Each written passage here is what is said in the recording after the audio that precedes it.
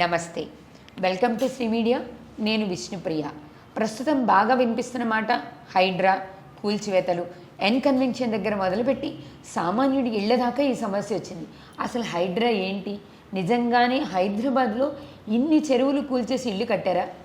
పెద్ద పెద్ద రియల్టర్సు, real estate వాళ్ళు ఓకే, మరి ఈ సమస్య సామాన్యుడి దాకా వస్తే ప్రభుత్వం ఏం చేయబోతుందో ఇప్పుడు మనం తెలుసుకుందాం.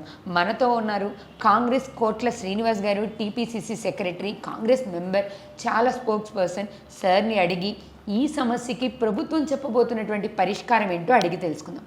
నమస్తే సార్.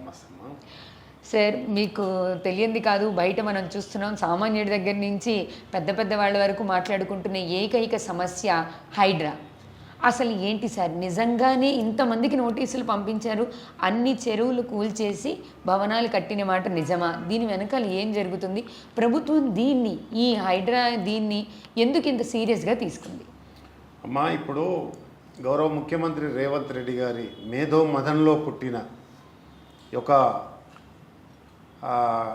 మానస పుత్రిక హైడ్రా అని చెప్పక తప్పదు. ఈ రాష్ట్రంలోనే కాదు, హైదరాబాద్లో, ముఖ్యంగా రంగారెడ్డి జిల్లాలో, అదేవిధంగా మొత్తం తెలంగాణ రాష్ట్రంలో కూడా దీని ఒక పరిధి విస్తరించే ఆలోచనలో ముఖ్యమంత్రి గారు ఉన్నారు. ముఖ్యంగా ఏదైతే చెరువులు, కుంటలు, బఫర్ జోన్లు, ఎఫ్టీఎల్ల ప్రాంతంలో కట్టిన కట్టడాలను కూల్చివేయడమే ప్రధానమైన లక్ష్యం. ముఖ్యమంత్రి గారి ముందు చూపు ఏంటంటే ఈ రాష్ట్రంలో, ముఖ్యంగా హైదరాబాద్ నగరంలో నీటి ఎద్దడి ఉండొద్దని, ఈ యొక్క జంట నగరాల ప్రజలు దార్తి కోసం వెతకొద్దని, జంట నగరాల ప్రజల కోసం ఏదైతే 100 సంవత్సరాల క్రితం నిజాం సర్కార్ నిర్మించిన గండిపేట కానీ, ఉస్మాన్ సాగర్ కానీ, అలాంటి జలాశయాలు కేవలం ఆ రోజు నగర ప్రజల కోసమే ఆ జలాశయాలను కట్టి, మన అందరికీ బాగా తెలుసు, చిన్నప్పుడు మనం గండిపేట నీళ్ళు తాగుతుంటాం, స్ట్రాంగ్గా ఉంటుంటుంది. ఇవాళ కృష్ణా వాటర్ తాగుతున్నాం, అటు గోదావరి వాటర్ తాగుతున్నాం.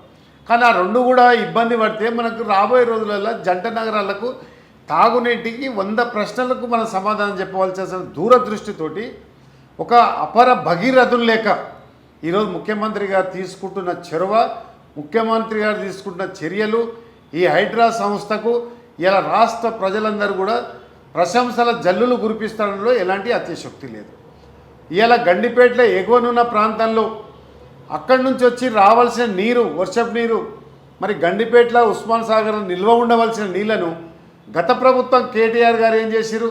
ఎగువన అనుమతులు ఇచ్చి, ఎఫ్టీఎల్లో అనుమతులు ఇచ్చి, తద్వారా నీళ్లు రాకుండా చేసి, చుట్టుపక్కల ఫామ్ హౌస్లు అన్నిటి కూడా నిర్మాణానికి అనుమతులు ఇచ్చి, కొన్నిటికి అనుమతులు లేని నిర్మాణాలు కూడా ఉన్నాయి. వాళ్ళు ఏం చేశారు? చక్కగా ఆ డ్రైనేజ్ వ్యవస్థను తీసుకొచ్చి మన యొక్క గండిపేట జలాశయంలో కలిపారు. అదేవిధంగా అపార్ట్మెంట్ సంస్కృతిని తీసుకొచ్చి ఆయనే స్వయంగా మరి జలాశయంలో మురికివాడలుగా మూసి రివర్గా మార్చిందంటే ఎంతకంటే దురదృష్టం ఏమన్నా ఉంటుందా? అందుకొరకే గౌరవ ముఖ్యమంత్రి గారు పదే పదే చెప్తా ఉన్నారు, ఇది రాజకీయాలకు అతీతంగా ఏ వ్యక్తికో, ఏ వ్యక్తులకు సంబంధించింది కాదు, ఏ రాజకీయ పార్టీకో, ఏ రాజకీయ నాయకునికో, ఏ సినిమా తారలకు సంబంధించింది కాదు, ఇది వ్యవస్థకు సంబంధించింది, వ్యక్తులకు సంబంధం లేనే లేదు. దీంట్లో రాజకీయ కక్ష అసలే లేదు. కొంతమంది ప్రతిపక్షాలు ఇలా ఆరోపణ చేస్తున్నాయి, టీఆర్ఎస్ వాళ్ళ మీదనే మేము హైడ్రా ఉపయోగిస్తాం. టీఆర్ఎస్ వీళ్ళ మీద కాదు, ఇలా మా పల్లవరాజు కేంద్ర మంత్రి మీద కానీ, ఇలా ఓవైసీకి సంబంధించిన ఏదైతే ఆ పార్టీ ఎమ్మెల్యేలు, ఎమ్మెల్సీలు ఉన్న ప్రాంతంలో, బౌద్ధపురంలో కానీ అట్లాంటి ప్రాంతంలో కూల్చేసినాం.